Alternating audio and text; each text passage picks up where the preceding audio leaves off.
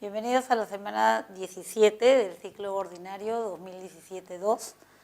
Mi nombre es Elena González, soy psicóloga y voy a ser la responsable de acompañarlos en la resolución de estos ítems para que puedan consolidar mejor sus conocimientos. Ítem número 1.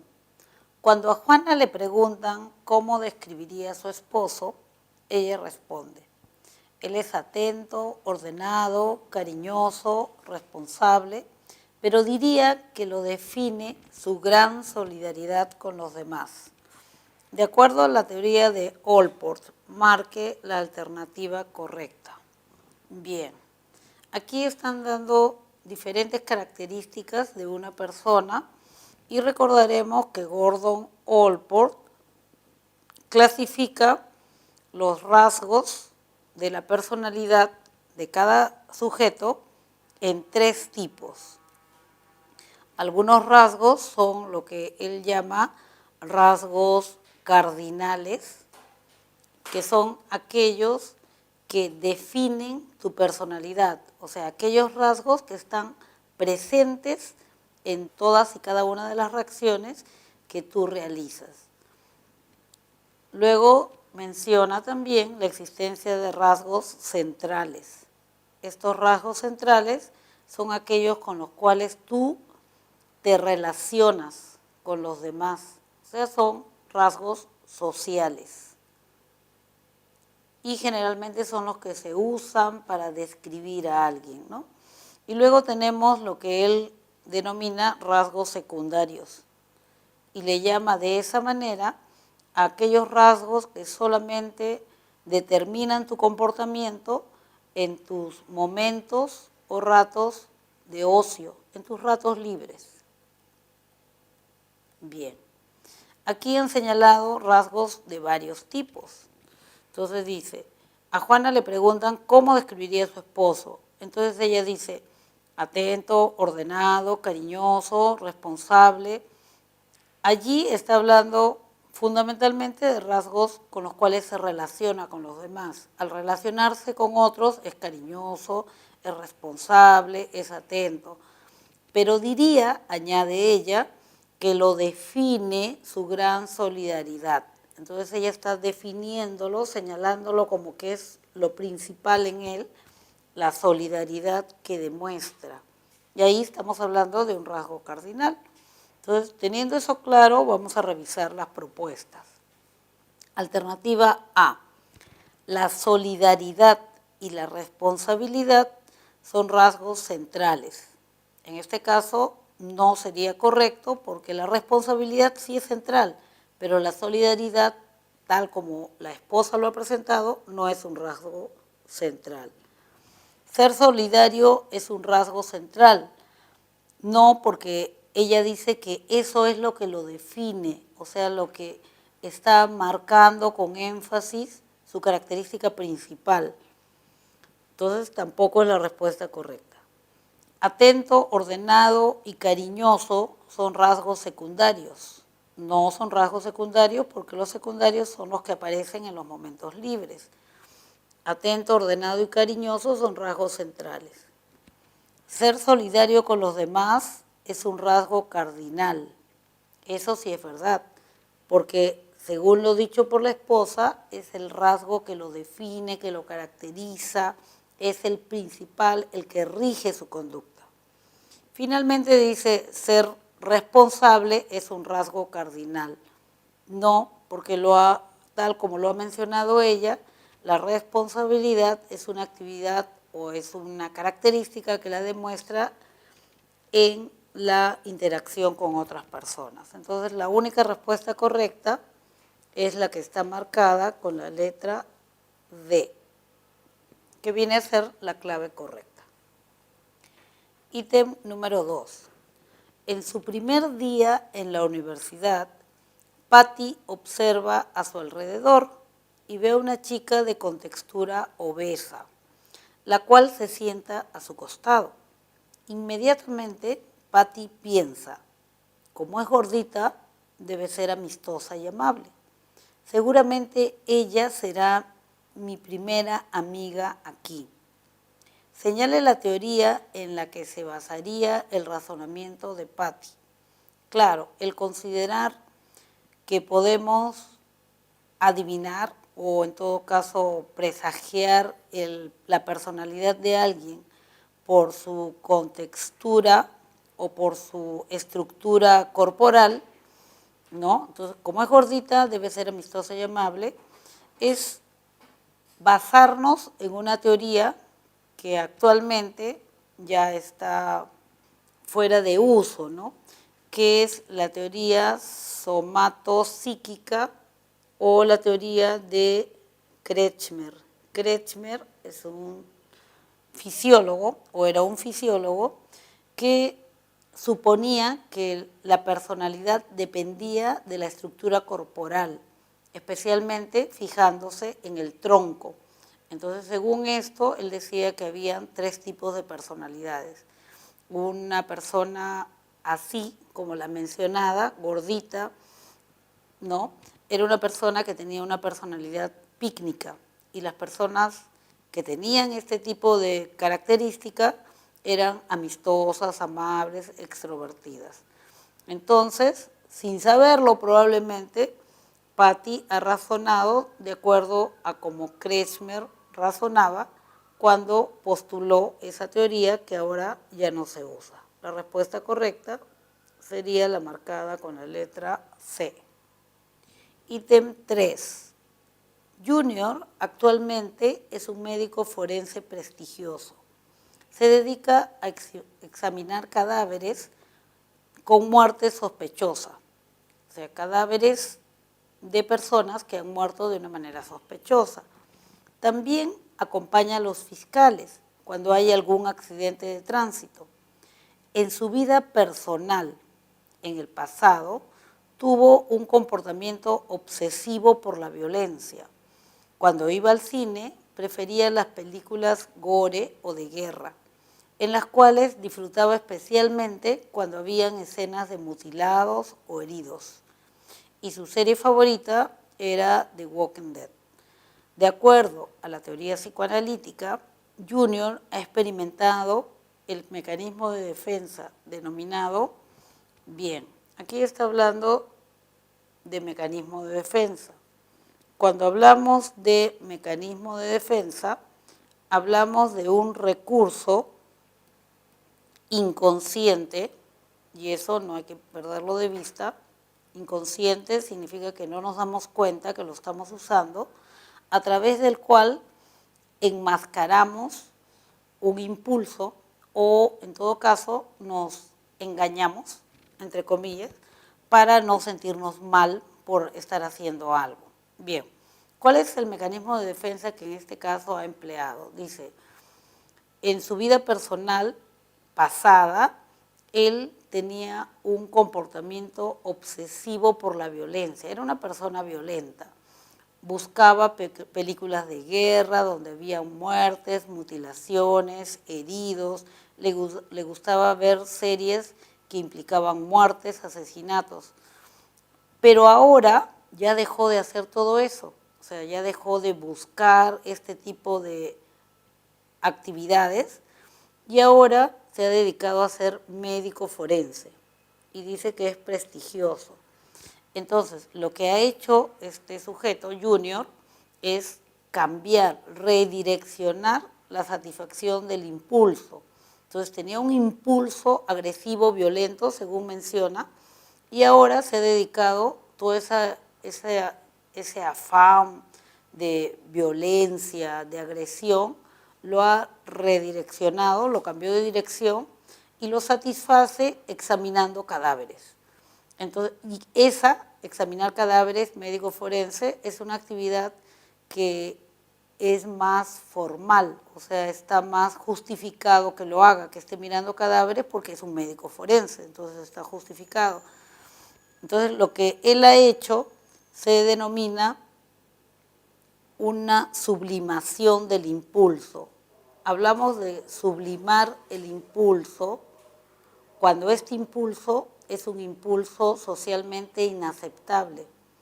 Entonces, Junior lo que ha hecho es una sublimación del impulso. Cuando hablamos de sublimar un impulso, hablamos de redireccionar la energía para satisfacer el impulso, pero esta redirección de la satisfacción es hacia algo que sí va a ser socialmente aceptado. O sea, estaba mal que él esté buscando peleas, violencia, que esté viendo crímenes, asesinatos, mutilaciones, eso era censurado socialmente. Pero no está mal que esté entre cadáveres porque es un médico forense. Entonces lo que ha hecho es redireccionar la satisfacción de un impulso para volverse o para ser más aceptado socialmente. A ese mecanismo de defensa, que es inconsciente, él no se da cuenta exactamente que lo está haciendo, simplemente es la forma como él ha logrado insertarse en la sociedad sin ser censurado, se le conoce con el nombre de sublimación. La respuesta correcta entonces sería la letra B. Ítem 4. En las organizaciones del siglo XXI existe la llamada cultura organizacional, la cual hace referencia a los valores que identifican a dicha organización y a los que laboran en ella. Incluso algunos autores se refieren a este concepto como la personalidad de la organización. Por ejemplo, un supermercado basa su cultura organizacional en el respeto, la puntualidad y la honestidad, haciendo una analogía con la teoría de Allport. Podría afirmarse que la cultura organizacional de dicho supermercado se encuentra compuesta de rasgos. Bien, entonces estamos hablando otra vez de Gordon Allport y recordemos que él habla de rasgos centrales, que son los rasgos sociales, rasgos cardinales, que son los rasgos fundamentales, y rasgos secundarios, que son los que aparecen en los tiempos libres. Lo que ha tratado de hacer aquí, o lo que les están pidiendo que hagan, es una analogía entre utilizar esto llamado cultura organizacional con la personalidad de un individuo. Entonces dice, esta empresa que tiene o practica la cultura organizacional y dice que en su empresa lo principal y lo distintivo es el respeto, la puntualidad y la honestidad, ¿no? En la práctica misma. Entonces, ¿a qué se asemeja? ¿A qué tipo de rasgo de todo lo que menciona Allport hace referencia o se puede asemejar? Sin lugar a dudas, se asemeja al rasgo cardinal, porque está hablando de un rasgo distintivo. Teóricamente, un rasgo que debe estar presente en todas y cada una de sus acciones. En este caso, la empresa que con respeto, puntualidad y honestidad realiza sus actividades. No solamente atiende a la gente, que sería un rasgo central, sino que hace todas sus actividades siguiendo estos lineamientos o principios. Para esta empresa, si fuera una persona, el respeto, la puntualidad y la honestidad serían parte de sus rasgos ya denominados cardinales. La respuesta correcta en este caso sería la letra C. Ítem 5. El padre de Víctor le reclama a su hijo por sus bajas notas en matemáticas. Este se explica diciendo lo siguiente: lo que pasa es que el profesor me tiene cólera. Además, yo no voy a ser ingeniero, sino abogado. Por eso no necesito aprender números. De acuerdo a la teoría de Freud, psicoanálisis, el hijo estaría utilizando de forma inconsciente el mecanismo de defensa denominado, bueno, sabemos que todos los mecanismos de defensa son inconscientes, y él lo que está haciendo es justificar, ¿no? Tiene bajas notas en matemáticas y él trata de justificarlo de manera racional. Dice, el profesor me tiene cólera, no es mi culpa, ¿no? En otras palabras, yo no voy a ser ingeniero, voy a ser abogado, ¿para qué necesito los números? Entonces lo que está haciendo es tratando de convencerse él y del resto, y al resto también, en este caso sus padres, de que lo que está haciendo es correcto, que él no está fallando. Y a ese mecanismo de defensa se le conoce con el nombre de racionalización. Racionalizar significa llenar de razón un hecho que podría ser censurable. ¿Para qué? Para no sentirse culpable, para no sentirse mal. Entonces lo que hace es llenarlo de justificaciones y mientras más inteligente sea, más racional y más convincente serán sus justificaciones.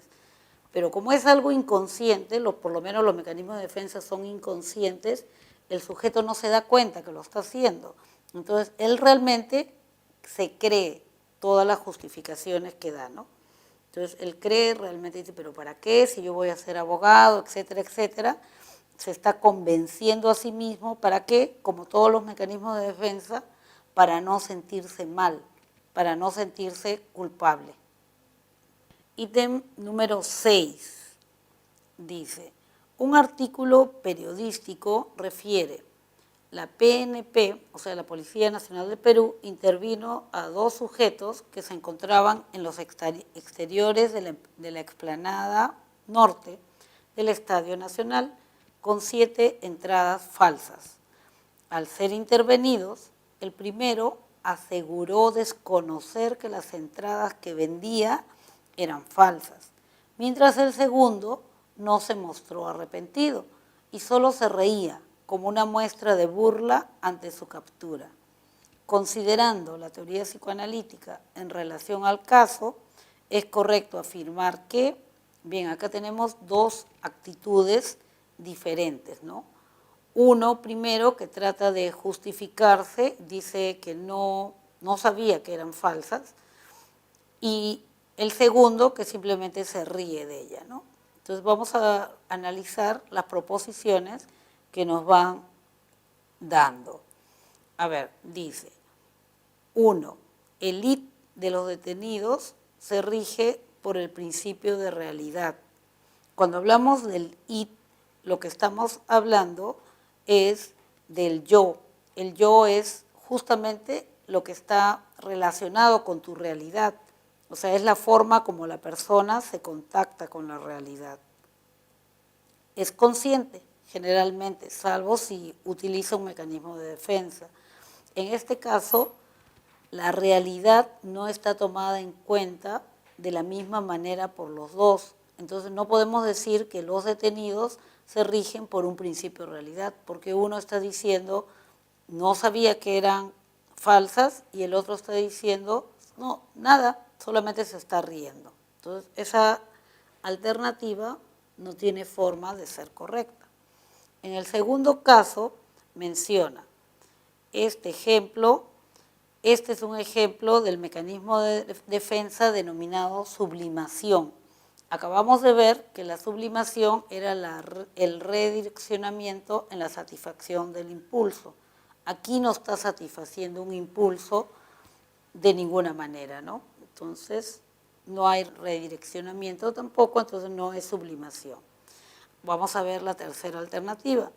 La falta de arrepentimiento refleja un débil desarrollo superyoico del detenido. La falta de arrepentimiento, o sea, el sujeto no se arrepiente, refleja un débil desarrollo superyoico. Se está refiriendo acá al superyo del detenido. Bien, entonces, está hablando de la teoría psicoanalítica. En la teoría psicoanalítica hablamos de un yo, hablamos de un superyo, que vendría a ser la censura, el lugar del aparato psíquico donde se encuentran todos los deberías y no deberías que te han dicho a lo largo de toda tu vida. Deberías sentarte mejor, no deberías contestarle de esa forma a tus padres, deberías ser más considerado, etcétera, etcétera, etcétera. Entonces acá están todos los deberías. ¿qué pasa si tú no satisfaces al super yo? O sea, si no cumples con alguno de estos deberías o no deberías, lo que sucede es que te sientes culpable, porque aquí rige el principio de culpa. Y existe, para mencionarlo de una vez, un ello. El ello es el lugar, entre comillas, donde se encuentran todos los impulsos, ¿no? Y son aquellos que van a movilizar el aparato psíquico. Esto es inconsciente. Y aquí rige el principio de placer. Entonces, todos los impulsos quieren ser satisfechos. Ya está. Entonces, volvamos a la proposición número 3. Dice, la falta de arrepentimiento refleja, el sujeto no se arrepiente, no dice, uy, hice mal, claro, disculpe, ¿no? O no lo voy a hacer, por favor, discúlpeme, nada. Entonces, esa falta de arrepentimiento, dice la propuesta, refleja un débil desarrollo de su superyo, sí, porque no hay culpa. El sujeto no está arrepentido y es más, se ríe burlándose de la captura. Entonces, esta propuesta sí es verdadera y viene a ser la única propuesta verdadera. Buscamos en la clave de respuesta y encontramos en la letra E justamente que señala que la única alternativa verdadera es la tercera proposición. Marcaríamos como respuesta correcta la letra E. Ítem 7. Un reconocido terapeuta refiere en una de sus publicaciones, tú eliges hacia dónde y tú decides hasta cuándo, porque tu camino es un asunto exclusivamente tuyo. La frase refleja el enfoque teórico de la personalidad, denominado, bien, sabemos que sobre la personalidad hay diferentes enfoques o propuestas teóricas. Tenemos el enfoque conductista que nos dice que la personalidad se forma, ¿no?, a partir de la historia previa o la historia de reforzamientos del sujeto. El enfoque psicodinámico que nos dice que la personalidad se forma a partir de cómo la persona va resolviendo esos conflictos entre el ello, el superyo, el yo. El enfoque cognitivo-social que nos dice que la personalidad se forma a partir de todos los pensamientos e imitación de acciones en el desarrollo social. Tenemos el enfoque psicoanalista, que es igual al enfoque psicodinámico, y tenemos el enfoque humanista. El enfoque humanista parte del principio de que el ser humano llega al mundo con la capacidad y posibilidad de ser feliz y autorrealizarse, y que tiene control sobre ello, solamente que hay que enseñarle poco a poco a que vaya venciendo obstáculos para que él pueda conducir su vida hacia donde se sienta feliz. En esta publicación, el citado párrafo dice, tú eliges hacia dónde y tú decides hasta cuándo, porque tu camino es un asunto exclusivamente tuyo. Está enfatizando la decisión o el poder que tiene el sujeto sobre su propio desarrollo personal y la consecución de su felicidad. Entonces, estamos hablando del principio humanista de la personalidad. La respuesta correcta sería la letra D. Ítem número 8 dice, señale lo correcto en relación al temperamento. Bien, tenemos aquí, cuando hablamos de personalidad, que considerar dos conceptos. Uno es temperamento y otro es carácter.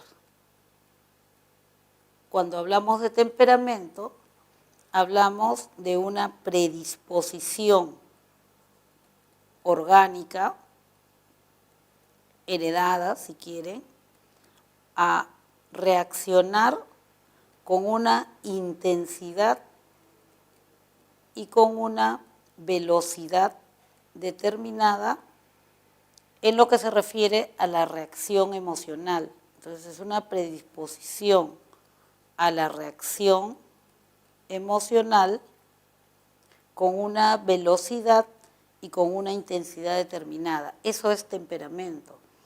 A lo largo de nuestra socialización vamos moldeando el temperamento. La sociedad, los padres, la familia, el entorno te va enseñando a moldear la forma como tú reaccionas emocionalmente y ahí se forma el carácter. Bien, aquí nos están preguntando solo sobre el temperamento. ¿Qué será lo correcto? Vamos a revisarlo. Dice, A, ¿es el componente moral de la personalidad? No, el temperamento no tiene que ver con lo moral. ¿Existen temperamentos buenos y malos? Tampoco, simplemente es una predisposición a reaccionar con una velocidad e intensidad determinada. Son variantes, no hay ni buenos ni malos. ¿Significa la máscara teatral? No, muchas veces más bien le llaman la máscara teatral a la personalidad, porque es la forma como el sujeto aprendió a reaccionar, ¿no? No se refiere al temperamento. D, representa la influencia de la historia individual del sujeto. Allí nos estaríamos refiriendo al carácter. El carácter se forma, se aprende, el temperamento nace con nosotros. Predispone a un sujeto a actuar emotivamente, sí, esa es la respuesta correcta, según lo que acabamos de revisar y recordar. Entonces, la clave E es la que deberíamos haber marcado. Ítem 9. Javier es un estudiante de psicología, seguidor de la teoría de Jung. Él considera a su amigo Carlos como un tipo extrovertido. Por ende, sería correcto afirmar que Carl